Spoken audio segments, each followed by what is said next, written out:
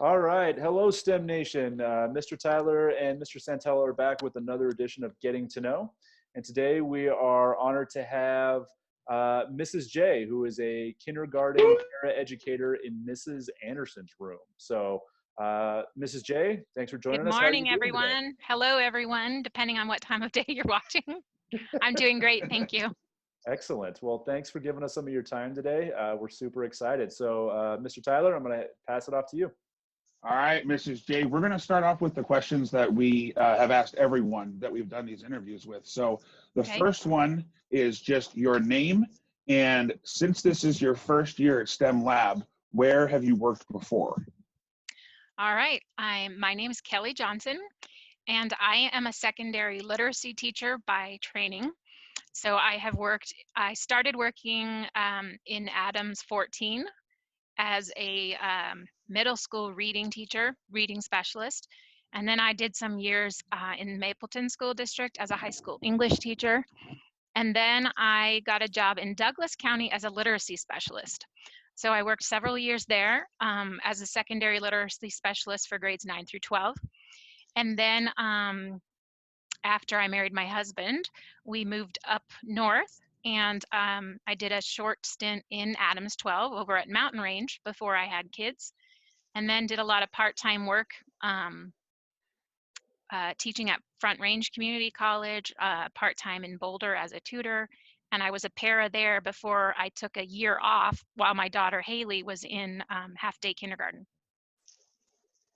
Okay, awesome. A So lot of places. you've had a lot of experience, which is awesome. Yes. So if I'm hearing right, and I could be wrong, but where are you originally from? Are you originally born and raised in Colorado? No, my dad is a military veteran, so I don't like the term brat, but military brat would be my designation. I was actually born in Japan. Oh, wow. Yeah. Had no idea. That is, well, I'm obviously learning a lot about you right now. I had no idea about any of that. And thank you for your dad's service. So we're going to, well, including your dad, I mean, we'll just go on. Tell us about your family, including any pets. Okay. I am the second of 4 daughters. My parents currently reside in San Antonio, Texas. That's where my dad, excuse me, retired from the Army. I have an older sister who lives in Fort Collins. I have one younger sister who lives in Monument, Colorado. And then my youngest sister lives in San Antonio near my parents. Then in my family, my husband is Jeff. And then I have 2 kids, William, age 10, Haley, age 7. And we do have a dog. His name is Buddy. He is 13. So he looks like a large version of a border collie. He's much taller, but he has border collie coloring. He was a rescue from the Boulder Valley Humane Society. Awesome. I love that name, Buddy. Yeah, it's whenever we were looking at houses and there was an animal there, my husband would walk in and said, "Hey, Buddy, how you doing?" So when it came time to choose a name, that was it.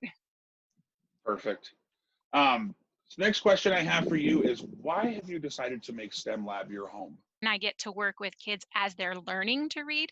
As a secondary literacy specialist, it was always coming in later when they were already struggling.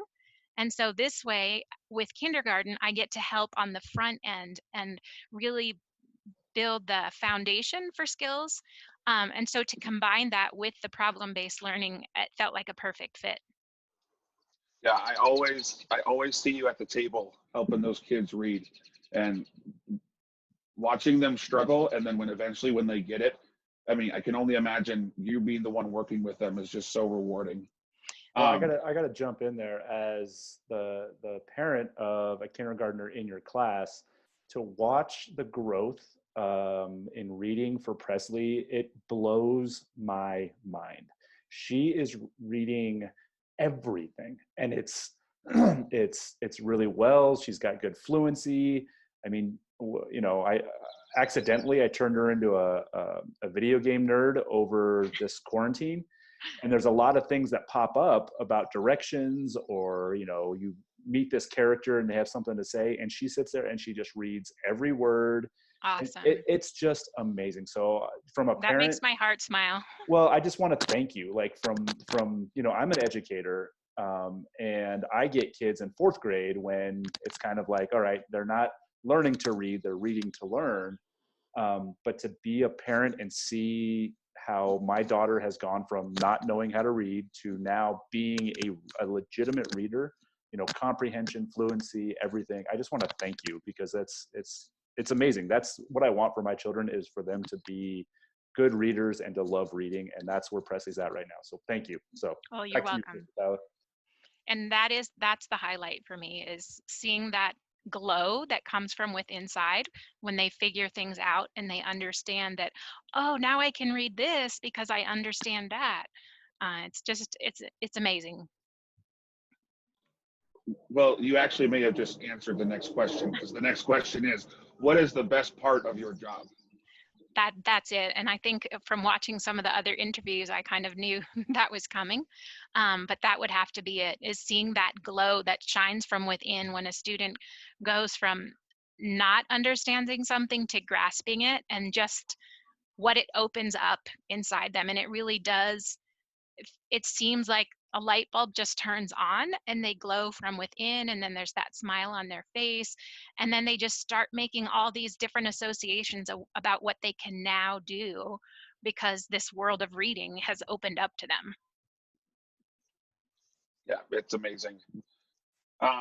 So since you have seen some of our previous videos, I'll just go ahead and ask this last question. What is one positive thing that has come out of this quarantine? One positive thing is definitely being able to spend more slow down time with my family.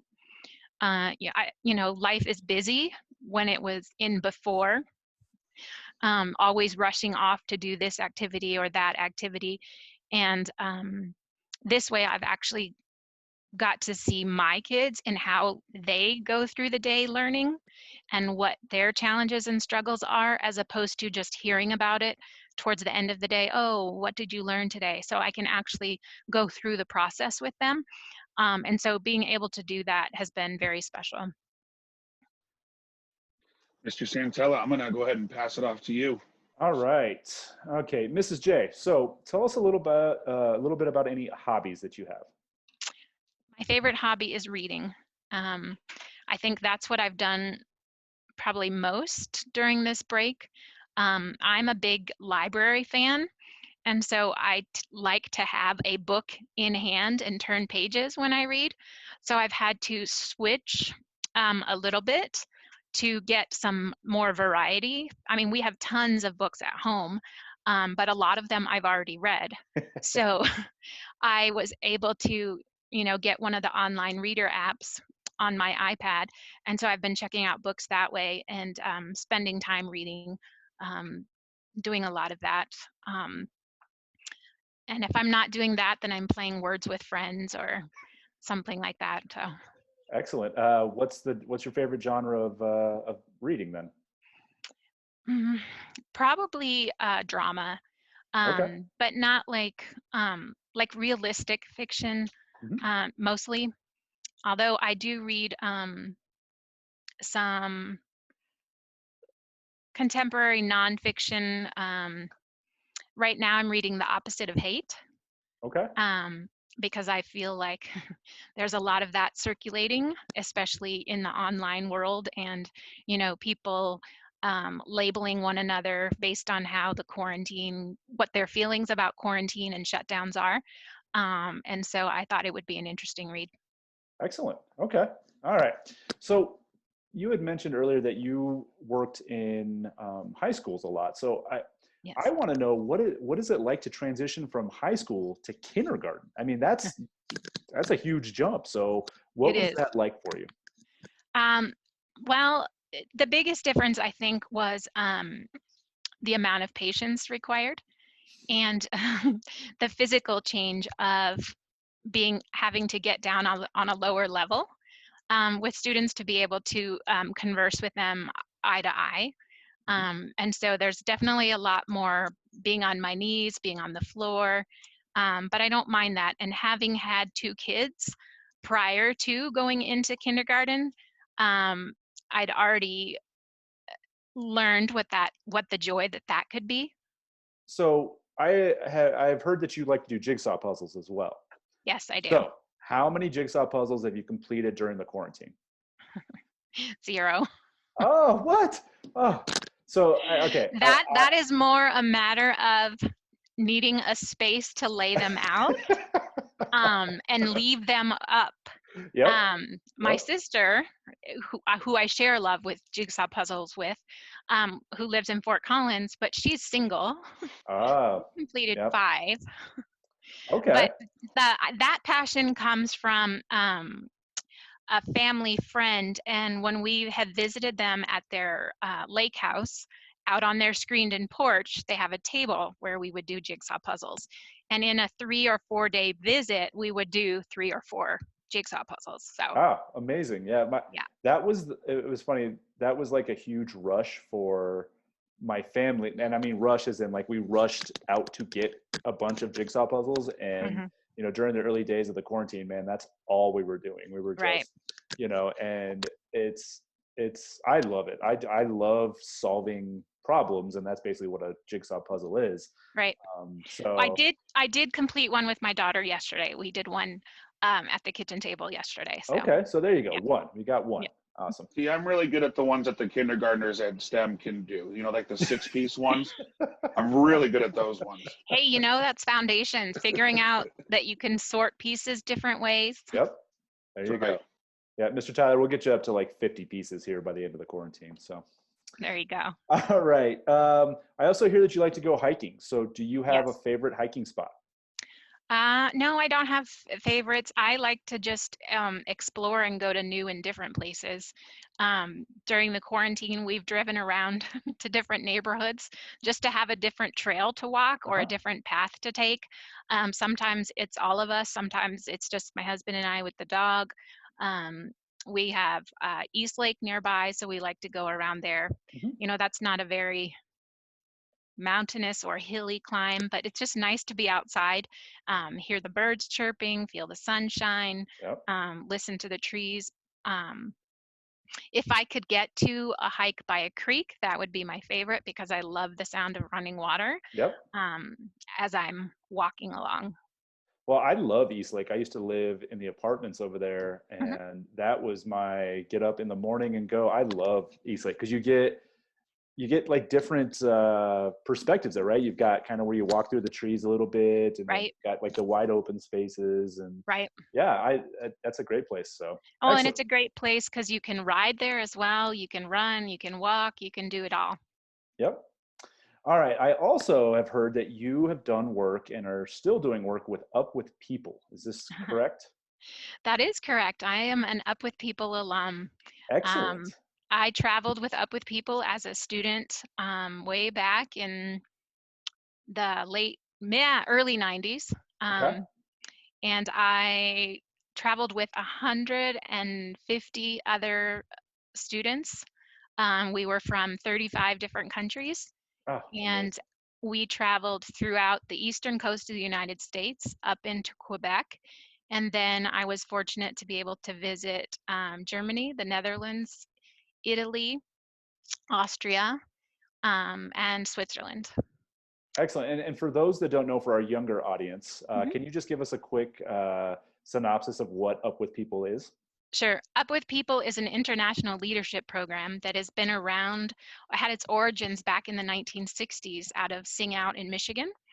And it transformed into a international organization that has as its foundation teaching young people to be leaders in their communities and teaching people how to get along with people of different backgrounds, different nationalities, different religions. And then taking that message of inspiring people to work together in harmony and work for peace and work for I'm struggling with the word here. Equity. Mutual understanding. Equity is a big part of it. Yes. Yep. And they travel throughout the U.S., sometimes down into South America, Mexico, up into Canada, and throughout Europe. And they've also been to many Asian countries as well. and the cast members, we stayed with host families wherever we went. So we weren't just put up in a hotel. We actually got to live in the community that we were visiting. So we got to know the people that way. Some of my host families, that was part of the best experience on the road. And in the last 2 to 3 years, we have started being a host family, because Up With People is currently based out of Denver. And so my kids have had the opportunity to meet other students from around the world. So real quick then, talk to us about how Up With People has helped you just see and understand cultures around the world. It has opened my eyes mostly through the host family experience, because as I mentioned, my dad was in the military, so I traveled around a lot as a kid, moving about every 3 years. So I had to adjust to a new school, a new community. And so I was already seeing different aspects of life in the United States. And we did go overseas one time, that I remember. Japan is a distant memory, if it's a memory at all. It's mostly photograph inspired. But we went to Panama. So then Up With People extended that, because I actually got to go to more places and actually was in contact with people who had different views than I did. And we had to get along. We had to build the stage together. We had to learn the songs and the dances together. And we had to travel on the bus together, 6 to 8 hour bus rides. And so it really enabled me to take a look at getting to know people for who they were as individuals, and not lumping them into a category like, oh, all Germans believe this, or all people from Finland think this. And so it really helped me to remember that you have to stop and get to know people for who they are as individuals, because everyone has the same needs, often very similar wants in what they're looking for. And we oftentimes let prejudice or generalizations get in our way and build up walls. But if we get to know people as individuals, then we can counter some of those negative stereotypes or prejudices, and really develop relationships. And then that can lead to discussions where you can find even more common ground, or even work through things that you disagreed with and thought that you couldn't be friends with somebody because they were too different from you. Well, and you bring up a great point. Celebrating and embracing differences is the best part of meeting new people. And that's my opinion, obviously, but a lot of the time we shy away because of differences, when like our natural instinct should be to like, hey, I want to talk about this. Let's figure this out, because then you really get to know people and their cultures Right. based on the differences. So I'd love the Up With People. When I was in high school, I remember them coming to my high school, and I have a lot of friends in high school that ended up being a part of Up With People, and it changed their life. It put them on a path to really being a successful leader and just an understanding and empathetic human being, which is amazing. So thank you for speaking about Up With People. It's an amazing organization, and yep. I'm glad to know that they're still trucking along. So yeah, well, unfortunately, they had to suspend their current tour because of the yep. virus as well. But yep. And I will let other people know too that when they're seeking host families, I'll let the STEM Lab community know, because that would be a great experience. Absolutely. I think That'd be amazing. Okay, so I did hear that you, Mrs. J, that you are the Girl Scout leader of Haley's Girl Scout troop. Is that correct? That is true. Yeah. Excellent. Okay. So, Haley, how do you like having your mom as the Girl Scout troop leader? I like it because I can sit next to her and know new people, because she encouraged me to know new people. Oh, well, that's amazing. That is amazing. He's going to go let Buddy in. He's tapping at the door. Okay. Sounds good. Sounds good. Okay. So, as part of the lightning round, we'll just ask some questions, and it's your first your first gut instinct or whatever answer pops into your head is what we want to hear. Okay. Don't sweat it. Nothing too major. Okay. Yep. All right, here we go. Samoas, tagalongs, or Thin Mints? Samoas, by far. All right, so what is your favorite Girl Scout cookie? The Samoas because of the caramel and the coconut. Excellent. Caramel is like my favorite sweetness. Oh, totally. Vanilla ice cream with just a bunch of caramel on it. Oh my God. Oh my gosh. All right. Even just the Brock's caramel cubes. Oh, yes. Yeah. Oh, Yep. man, I might have to take a break here. I might have to go get some sweets. All right. Better listener, high schooler or kindergartner? Oh, that depends on the situation. Kindergartner. All right. Best part of leading your daughter's Girl Scout troop is? Interacting with all the girls. Excellent. I can complete a 1,000-piece puzzle in blank days. 2. Oh, that's impressive. Lunch If you're duty or focused, you recess have time. duty? I'm sorry, what's that? Lunch duty or recess duty? Lunch. Okay. All right, Haley, this one's for you. Best part of first grade? I love math. Ah, excellent. Nice. All right. First grade recess or kinder recess? First grade. Kinder. All right. I If got you first truly grade. know me, you know that blank. Oh. I love to read. There you go. Okay, I can't help but smile when blank. Happy. When I get tickled. Would you get tickled? Okay, last one. I would rather homeschool a first grader or a fourth grader. First grader. All right, I had to throw that one in there. All right, Mr. Tyler, I'm going to go ahead and pass it off to you. Well, Mrs. J, this has been so much fun. Thank you for taking time out of your day to do this with us. To finish it off, we're going to give you the floor. Whatever you'd like to say to the STEM community or to anyone else that might see this video, the floor is yours. Well, first of all, thank you for the opportunity to interview. It was very fun. And I would like to say hello to the STEM community. I know that there's a lot of people, a lot of students in the other grades, a lot of parents that I haven't had the opportunity to meet. But I'm very happy to be there. I've felt very welcomed, and I'm glad to be part of the amazing learning opportunities that are going on there. And I hope to continue to be there for many years to come. Excellent. Well, we are so Awesome. happy to have you. And like I said, being the parent of a kindergartner, I am so appreciative that you have made STEM Lab your home and that you've impacted my daughter already. So again, I'm super grateful, and we know you're busy. So we just wanted to, again, thank you for taking the time to come hang out with a couple of goofballs. And, we're super appreciative. And Haley, it was amazing to meet you. Yes, thank you, Haley. Yep. Until we see you again, which hopefully is sooner rather than later, have a good rest of your week, Mrs. J, and we'll talk to you later. All right.